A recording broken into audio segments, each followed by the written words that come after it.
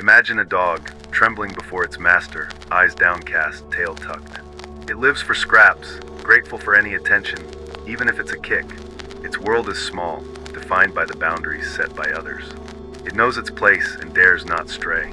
Now picture a wolf standing atop a hill, silhouetted against the moon, its howl echoing through the night. It is fierce, independent, a leader of its pack. It roams freely, unbound by fences or leashes, driven by instinct and hunger. Which one are you? Within each of us resides both a dog and a wolf. The dog represents our fears, our doubts, our desire for safety and approval. It's the part that hesitates, conforms, and settles for less. It's the voice whispering, "Don't rock the boat, stay safe. What will others think?" The wolf, however, embodies our strength, our courage, our ambition. It's the part that dares to dream, takes risks, and claims what is rightfully ours. It roars, seize the day. Break free, forge your own path. Yet, in today's world, the dog often dominates. From childhood, we're taught to obey, fit in, and avoid standing out. Schools reward compliance, workplaces value predictability, and society praises those who follow the rules. The dog is lauded for its loyalty and obedience, while the wolf is feared, misunderstood, seen as a threat to the status quo. So we suppress the wolf within, chaining it down to please others, avoid conflict, or cling to the illusion of safety. We become domesticated, reliant on the approval of masters, be they bosses, peers, or societal norms. But deep down, you know the truth. The world does not reward the timid, it devours them. In a society that values strength, decisiveness, and boldness, those who hesitate are left behind.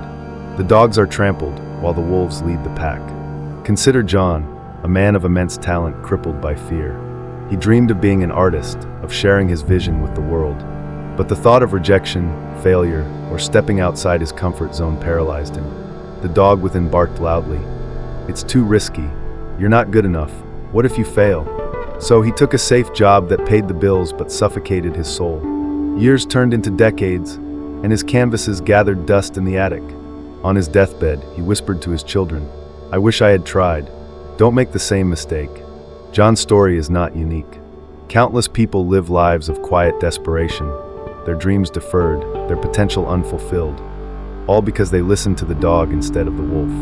But there's another way. Contrast John with Sarah. She too faced fear and doubt. The dog urged her to stay in her comfortable job, to avoid the uncertainty of entrepreneurship.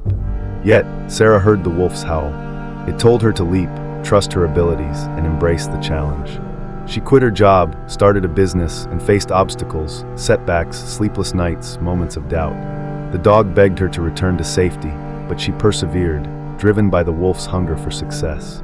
Today, her company thrives, and she inspires others to chase their dreams. Sarah's journey reveals a stark reality. Success demands courage, risk-taking, and defiance of convention. It requires us to kill the dog within and unleash the wolf. As Niccolò Machiavelli wisely observed in The Prince, it is better to be feared than loved, if you cannot be both. He understood that in the pursuit of power and influence, strength and assertiveness reign supreme. The dog may be loved for its loyalty, but the wolf is feared and respected for its power. In life's game, those who project strength command attention. Those who show weakness invite exploitation. This principle applies beyond politics, to business, relationships, and personal growth. The entrepreneur who innovates boldly, the leader who decides firmly, the individual who stands tall, all embody the wolf. Becoming a wolf, however, is no simple feat. It means confronting our deepest fears, defying societal conditioning, and stepping beyond our comfort zones. The dog resists, clinging to familiarity, warning of dangers. To grow, to achieve greatness, we must silence it. To grasp this challenge, consider the psychological barriers chaining us to the dog mentality. Fear of failure, a powerful deterrent. It whispers that it's safer not to try than to risk embarrassment. Yet, as Wayne Gretzky said, you miss 100% of the shots you don't take. Every success story includes failure. Thomas Edison noted, "I have not failed. I've just found 10,000 ways that won't work." His wolf persisted where others surrendered. Imposter syndrome, the feeling you're a fraud, undeserving of success. The dog barks, "You're not good enough." But everyone starts somewhere. Even the greatest once doubted themselves. The wolf acts despite doubt, drowning out insecurity with confidence. Societal pressure. We're urged to take the safe path, prioritizing security over passion. Loved ones may warn against risks, stifling the wolf's spirit. Yet, greatness demands trusting your own judgment, even against the grain. Take Steve Jobs. He dropped out of college to chase his vision, deemed foolish by many. Yet, he trusted his instincts, embraced his wolf, and revolutionized technology. Ousted from his own company, he never let the dog win. He howled louder, innovated further, and triumphed. These stories show the path to greatness is fraught with obstacles, but rich with opportunities for those who seize them. The dog sees only barriers, the wolf sees possibilities. This journey isn't easy. The dog will fight back, whimpering for safety. You must face discomfort, embrace growth, and step into the unknown. Killing the dog is an ongoing battle, but each victory strengthens the wolf. Look to those who've walked this path. Michael Jordan, cut from his high school basketball team, could have quit. Instead, his wolf drove him to practice relentlessly, becoming a legend. J.K. Rowling faced rejection after rejection for Harry Potter. The dog urged surrender, her wolf pressed on. Today, her books inspire millions. Their stories fuel your resolve. But inspiration demands action. You must work, endure, and persist. Now feel the stirrings within. The dog whimpers for comfort, the wolf howls for freedom. What has the dog cost you? Dreams deferred? Opportunities lost? What are you willing to do? Machiavelli advised, the lion cannot protect himself from traps, and the fox cannot defend himself from wolves. One must therefore be a fox to recognize traps, and a lion to frighten wolves. Be cunning and strong, the wolf's essence. Stand at this crossroads. Do you want safety and regret, or challenge and fulfillment? The dog offers ease at a price. The wolf offers freedom through courage. Make your choice. Kill the dog, unleash the wolf, and claim your destiny. Turn the page. Your transformation begins now. What does it mean to be a wolf in a world that rewards conformity, that cradles the timid and punishes the bold? In a society where the safe path is paved with gold and the rugged trail is mocked, the wolf stands apart, untamed, unyielding, unbroken. It does not grovel at the feet of the herd. It carves its own destiny through the wilderness of life. The wolf is not shackled by the chains of others' expectations. It is fueled by a primal fire, a relentless drive to assert its will. To be a wolf is to embrace the raw, untapped strength within, to wield courage as a blade, and to lead where others merely follow. But let us face the harsh, unvarnished truth. The path of the wolf is not strewn with roses. It is a gauntlet of fear, a crucible of hardship, a solitary march through a storm that seeks to break you. The world will try to tame you, to collar you, to transform you into a dog, obedient, compliant, safe. Yet safety is a lie whispered by cowards, and obedience is the leash that binds you to mediocrity. The world does not crown the follower with glory. It exalts those who dare to lead, who challenge the tides, who rise above the clamor of the meek. Consider Steve Jobs, a man who embodied the wolf spirit in a world of dogs.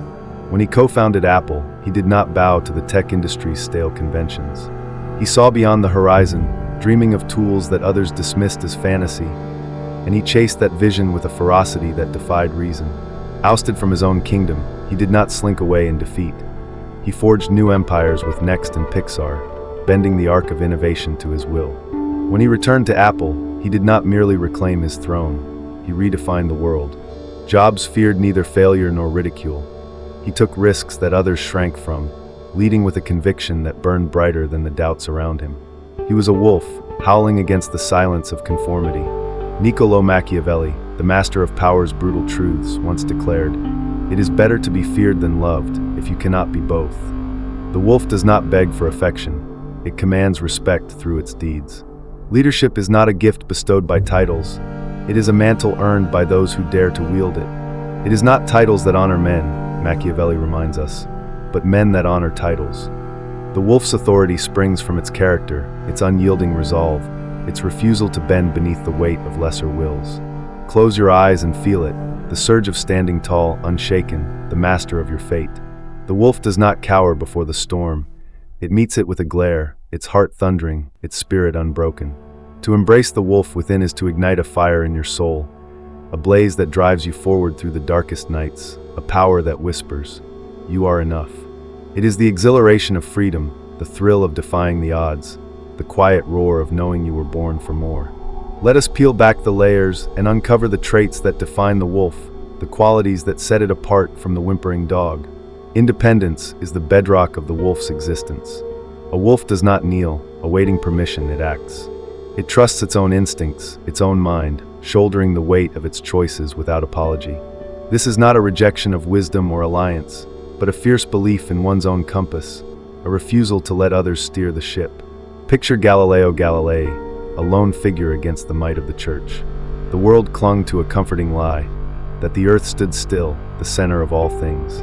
Galileo saw the truth through his telescope and dared to speak it, even as the Inquisition loomed. Persecuted, threatened, he stood firm, his independence a beacon that lit the way for science's dawn. He did not bow, he built. That is the wolf's way, unshackled, unbound, unafraid.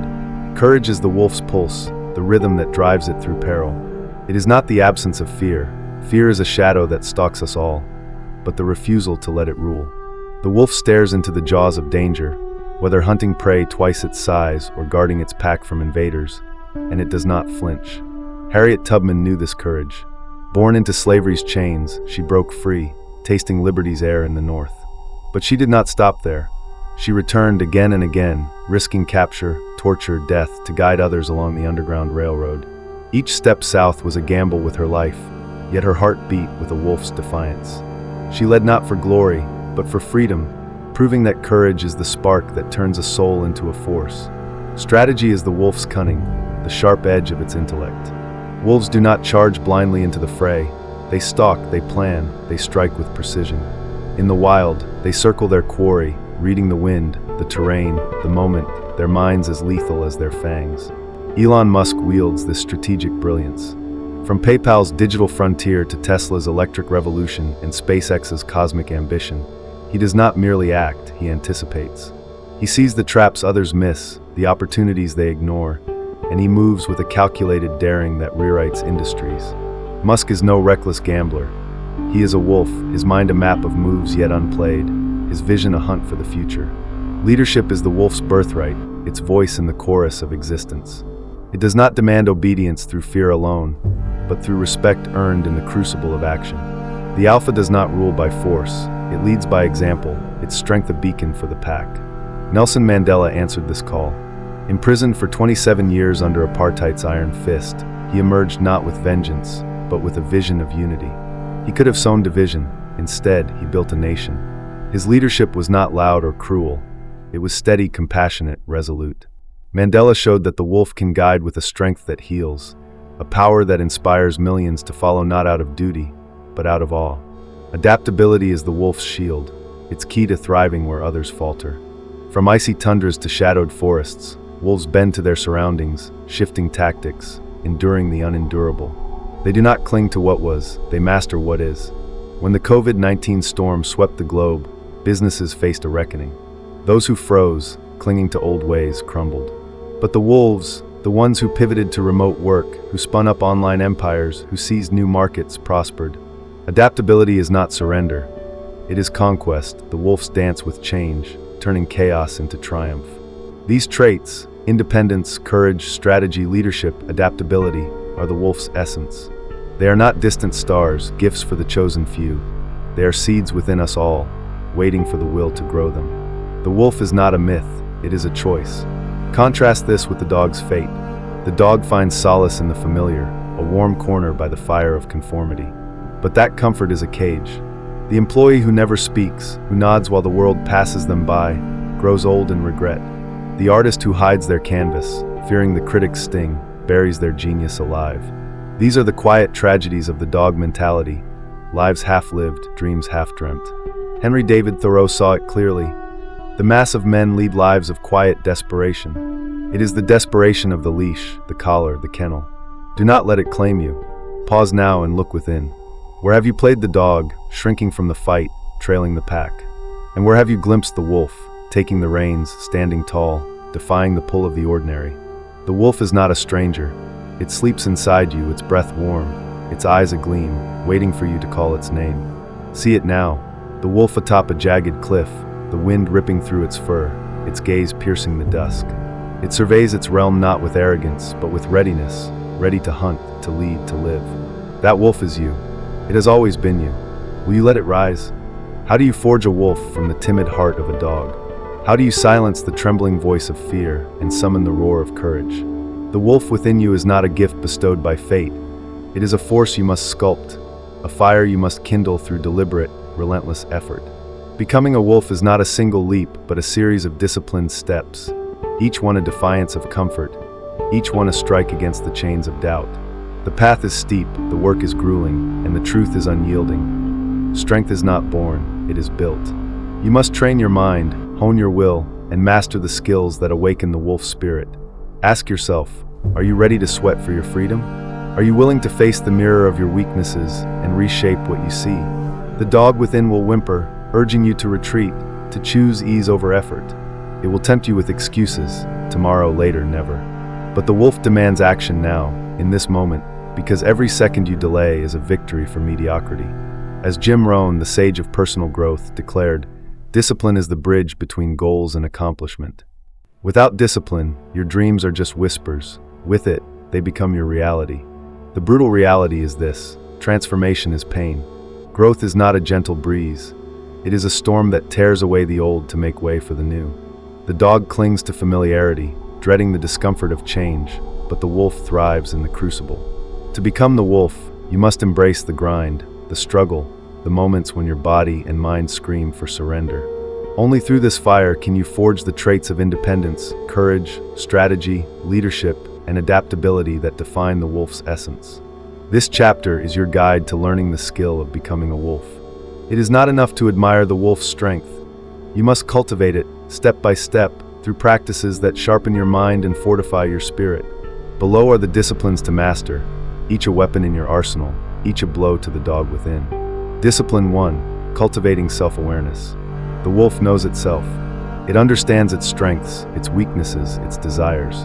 To become a wolf, you must first see yourself clearly, stripping away the illusions that cloud your truth.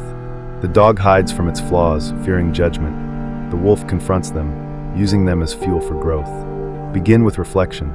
Each day, carve out 10 minutes to ask, what did I do well today? Where did I falter? What fears held me back? Write your answers in a journal. This act of self-examination is not self-criticism, but a map to your soul. It reveals patterns, moments when the dog's voice drowned out the wolf's. Over time, you'll spot the triggers that weaken you. The fear of rejection, the pull of procrastination, the weight of others' opinions. Awareness is power. It lets you intercept the dog before it takes control. A practical exercise: practice the 5 whys. When you hesitate or fail, ask, why did I do that? Then ask why, again, digging deeper with each question up to 5 times. If you didn't speak up in a meeting, your first why might be, I was afraid of sounding foolish. The second, because I care what others think. By the 5th, you might uncover a core belief, like, I think I'm not good enough. This truth, though painful, is the foundation for change. Once you know the dog's roots, you can uproot it. Discipline 2, building courage through action. Courage is the wolf's heartbeat, but it is not a feeling, it is a habit. The dog waits for fear to vanish before acting. The wolf acts despite fear, knowing that courage grows with each step forward. As Aristotle said, we become brave by doing brave acts. To cultivate courage, you must train yourself to move through discomfort, to embrace the unknown, to leap when the dog begs you to stay. Start small. Identify one action each day that scares you. Speaking up in a meeting, asking for a raise, sharing an idea. Commit to doing it, no matter how your stomach churns or your palms sweat. These micro acts of bravery build momentum. Each time you act, you weaken the dog's grip and strengthen the wolf's resolve. Track your progress in your journal, noting how each action feels and how it shifts your confidence. A powerful technique: visualize the worst outcome. Before taking a risk, ask, what's the worst that could happen? If you pitch an idea and it's rejected, will the world end? If you fail, can you try again? Most fears are shadows, magnified by the dog's imagination. By facing them head-on, you shrink them to their true size, freeing the wolf to act. Discipline 3, sharpening strategic thinking. The wolf is not a brute. It is a strategist, its mind a blade honed for precision.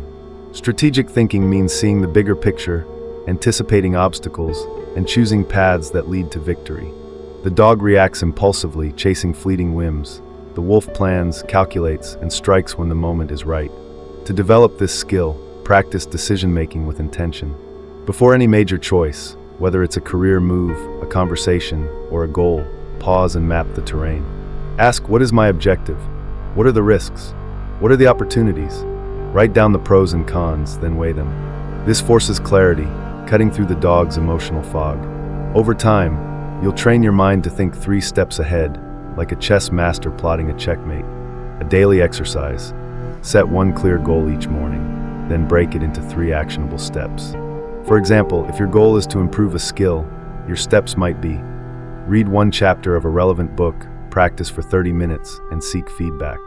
By aligning your actions with a purpose, you mimic the wolf's deliberate hunt, ensuring every move serves your larger vision. Discipline 4, leading with presence. Leadership is the wolf's call, a force that inspires others not through force but through example. The dog follows, seeking approval. The wolf leads, radiating confidence that others instinctively trust. To become a leader, you must cultivate presence, the ability to stand firm, speak clearly, and act decisively. Practice active listening. In conversations, focus entirely on the speaker, resisting the urge to interrupt or plan your response. This builds trust and shows strength, as only the confident can truly hear others. Next, work on your voice.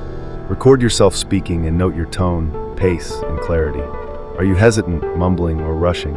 Practice delivering a single sentence with authority, as if addressing a crowd. A strong voice signals a strong mind, and the wolf's voice commands attention. A weekly challenge. Take the lead in one situation, no matter how small. Organize a meeting, propose a plan, or guide a group decision. Leadership is not about perfection, but about stepping forward when others hesitate. Each act of initiative trains you to embody the wolf's alpha spirit. Discipline 5, embracing adaptability. The wolf thrives in any terrain because it adapts. It shifts tactics, endures hardship, and turns setbacks into opportunities. The dog resists change, clinging to routine. The wolf bends without breaking, finding strength and flexibility. To master adaptability, you must train yourself to embrace uncertainty and pivot when life demands it. Start by disrupting your habits. If you always take the same route to work, try a new one. If you avoid certain tasks, tackle them first. These small shifts break the dog's love of comfort, conditioning you to handle larger changes. When faced with a setback, a missed deadline, a rejected idea, pause and reframe it. Ask, what can I learn? How can I adjust? This mindset turns obstacles into stepping stones, a hallmark of the wolf's resilience. A practical tool, practice scenario planning. Each week, imagine one challenge that could arise: a conflict, a failure, a sudden change. Brainstorm 3 ways to respond, then visualize yourself executing them. This prepares you to act swiftly when reality shifts, ensuring the dog's panic never overtakes the wolf's calm. The relentless pursuit. These disciplines, self-awareness, courage, strategy, leadership, adaptability, are the tools to kill the dog and unleash the wolf. They are not quick fixes, but lifelong practices, each one a brick in the fortress of your strength. The dog will resist, whispering that the work is too hard, the rewards too distant. But as Winston Churchill warned, success is not final, failure is not fatal. It is the courage to continue that counts. Every effort, every struggle, every moment you choose the wolf over the dog brings you closer to your true self. Feel the weight of this moment. The dog is clawing at your heels, begging you to stay small, to shrink from the challenge. But the wolf is rising, its eyes blazing, its heart pounding with purpose. Which will you feed? The path to mastery is not a sprint, but a marathon, a test of will against the pull of ease. Embrace the pain, wield the disciplines, and let the wolf's howl drown out the dog's whimper. You are not here to cower. You are here to conquer. Begin today. Take one step, then another, and never stop. The wolf is waiting,